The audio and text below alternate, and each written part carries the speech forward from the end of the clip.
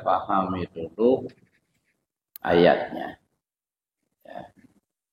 Innallaha la yughayyiru ma biqaumin hatta yughayyiru ma bi anfusihim. Sering kita terjemahkan, ini terjemahan yang kita baca di dalam terjemahan Departemen Agama dan yang berkembang di masyarakat, bahwa sesungguhnya Allah tidak akan merubah nasib satu kaum ya, sebelum kaum itu merubah nasib mereka sendiri. Kan begitu maksud saya. Pertama kita lihat dulu ma di sana apa maknanya nasib. Siapa yang memberi nasib itu? Ya.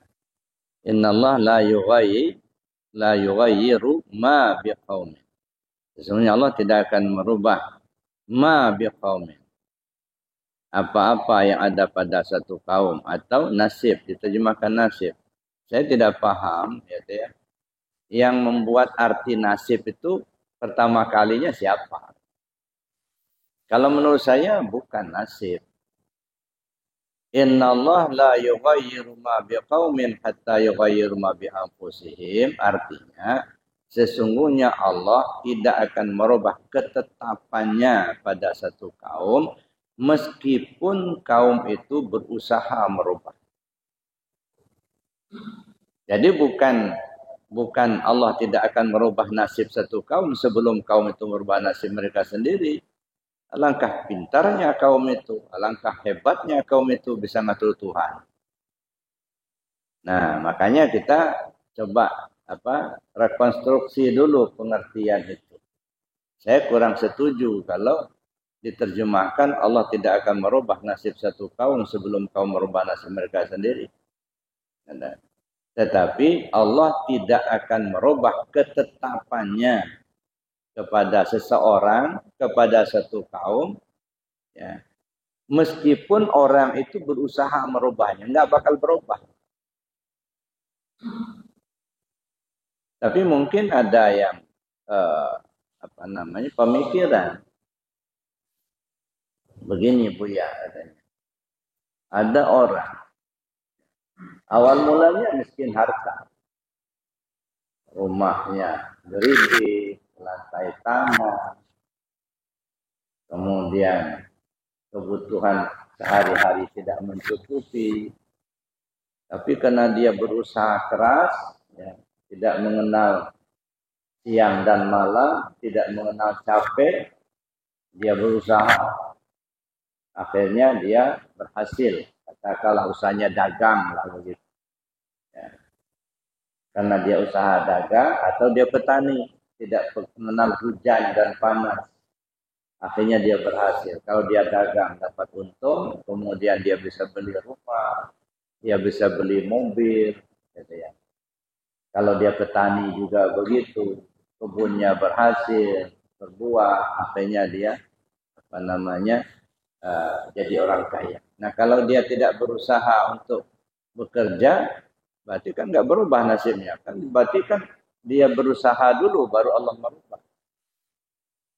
Nah, sekarang kita coba orang itu bisa bekerja karena dia punya kekuatan, Pak. Ada tenaganya. Kira-kira kalau dia lumpuh, nggak ada tenaga, bisa kerja nggak? Nggak bisa. Nah, yang membuat dia punya tenaga itu siapa? Allah. Mana kekuatan dia? Ya. Kekuatan yang dia pakai itu kodratnya Allah. Kalau dia yang merubah nasibnya, emangnya dia punya kekuatan dari mana? Satu. Yang kedua, kalaupun dia punya kekuatan, tapi kalau nggak ada maunya, nggak ada kemauan dia untuk usaha, apa bisa dia bekerja? Enggak. Karena dia punya kemauan, ada maunya dia berdagang, ada maunya dia bertani. Nah, kemauannya itu apa? Dari mana dia dapat? Itu kan iradatnya Allah. Merasa enggak kalau itu adalah iradatnya Allah? Nah, tergelincirnya karena kita merasa kita yang punya itu gitu. Kita yang merasa punya keinginan. Padahal itu iradatnya. Kalau Allah enggak gerakkan hatinya, enggak bakal dia mau bekerja. Nah kalau begitu yang merubahnya siapa? Allah apa dia? Ya Allah itulah yang merubahnya. Sebenarnya bukan berubah, itulah ketetapan. Ya, bukan berubah. Allah sudah menetapkan si A itu pada tahun sekian, pada umur sekian dia dalam keadaan miskin harta. Itu satu ketetapan. Apakah sampai di situ saja tetap? Enggak. Ketetapan berikutnya, lalu Allah tetapkan hatinya untuk mau bekerja, lalu kemudian dia beri tenaga oleh Allah, lalu kemudian Allah turunkan rahmat, akhirnya dia berubahlah keadaan semula menjadi kaya. Jadi yang merubahnya siapa? Ya bukan dirinya, ya Allah itulah yang merubahnya. Ya, jadi jangan kita melihat ketetapan itu sampai kemiskinannya saja, Pak. Ini rentetan. Itulah ketetapannya. Ya. Jadi ya Allah tetapkan bahwa dia itu akan mengalami kemiskinan harta pada umur sekian. Lalu kemudian ditetapkan pula oleh Allah bahwa dia pada umur sekian dia akan jadi orang kaya harta. Jadi rentetan. Misalnya begini contoh. Semua masjid ya sudah ditetapkan oleh gubernur untuk mendapatkan bantuan. Ini ketetapan gubernur misalnya. Semua masjid yang ada di Lampung ya ditetapkan oleh gubernur untuk mendapatkan bantuan. Ya. Tapi ketetapan berikutnya dengan syarat mengajukan proposal dulu. Lalu kemudian proposal itu ditandatangan oleh kepala desa. Proposal itu disertai dengan pengurus, nama-nama pengurus. Kemudian ditetapkan pula giliran siapa yang masuk, dia yang duluan. Ini ketetapan. Jadi jangan dilihat ketetapan itu hanya sebatas apa kejadian pada saat itu. Bukan. Ini rentetan. Nah, salahnya kita seolah-olah miskinnya orang itu ketetapan. Ya, ketetapan nasibnya dia. Lalu dia berusaha bukan ketetapan. Adanya niat dia, adanya kuasa dia, adanya keinginan dia untuk berusaha, itu juga sudah ketetapan. Jadi yang merubahnya sebenarnya bukan dirinya. Dia nggak punya kemampuan kok merubah itu. Yang merubah itu ya Allah itu sendiri. Tapi maka lagi-lagi saya katakan sebenarnya bukan berubah. Menjalani ketetapan. Ya, makanya kalau saya kurang setuju. Kalau Allah tidak akan merubah nasib satu kaum. Sebelum kau merubah nasib mereka sendiri. Emangnya kau untuk punya kemampuan apa untuk merubahnya? Ada. Kuasa yang mereka pakai kodrat Allah. Maunya mereka untuk berusaha itu iradatnya Allah. Ilmu yang mereka gunakan ilmunya Allah. Mata yang itu digunakan untuk melihat itu basarnya Allah. Yang punya kau yang mana? Kok beraninya mengatakan tidak bisa merubah? Ini yang kita koreksi, Pak. Yang perlu kita koreksi. Jadi menurut saya itu bukan nasib. Siapa yang menerjemahkan nasib di situ? Ya. Jadi kalau kita masih mengatakan kita punya kemampuan, malah syirik itu jadi. Berarti saya mendua. Ya. Allah punya kuasa, kita juga punya kuasa. Allah punya ilmu, kita juga punya ilmu. Allah punya kemauan, kita juga punya kemauan. Nah, masih mendua. Enggak duduk di tauhid, enggak. Nah, makanya menurut saya itu ya perlu direvisi pemikiran, rekonstruksi pemikiran. Jadi bukan nasib di situ. Enggak tahu saya siapa yang membuat terjemah itu nasib. Ya. Saya kira itu, Pak. Jadi kalau kita lihat dari sudut kajian tauhid itu ya mestinya bukan kaum itu yang merubah nasib mereka. Allah tidak akan merubah ketetapannya pada satu kaum meskipun kaum itu berusaha merubahnya, enggak bakal.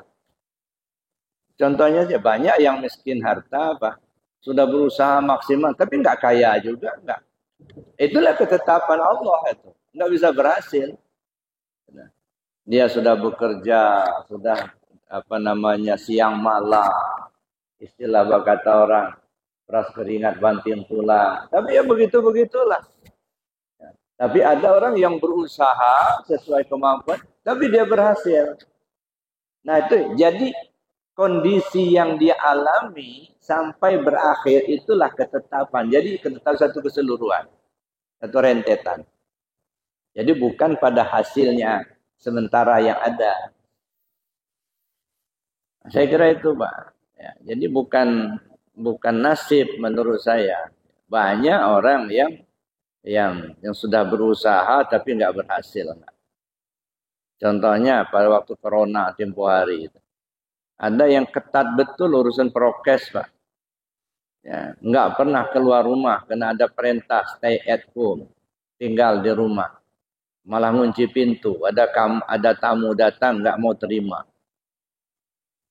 Paling keluar rumah itu waktu sholat Jumat.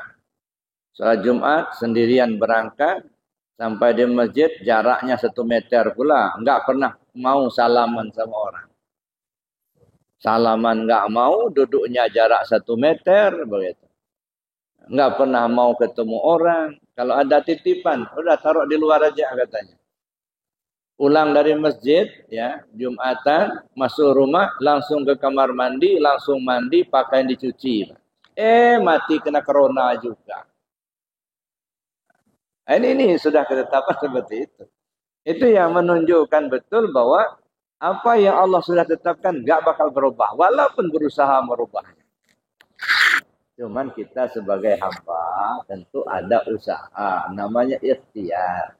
Tapi ikhtiar hamba sesungguhnya tidak memberi bekas.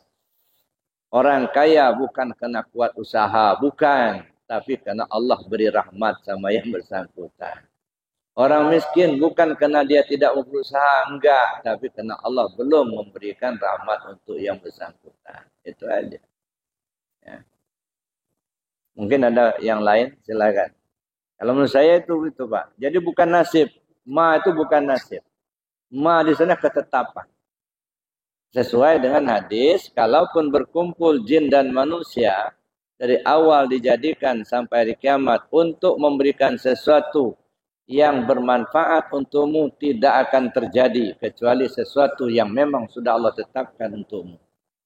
Begitu juga kalaupun berkumpul jin dan manusia dari awal dijadikan sampai hari kiamat untuk membinasakanmu, tidak akan terjadi kecuali sesuatu yang memang sudah Allah tetapkan untukmu.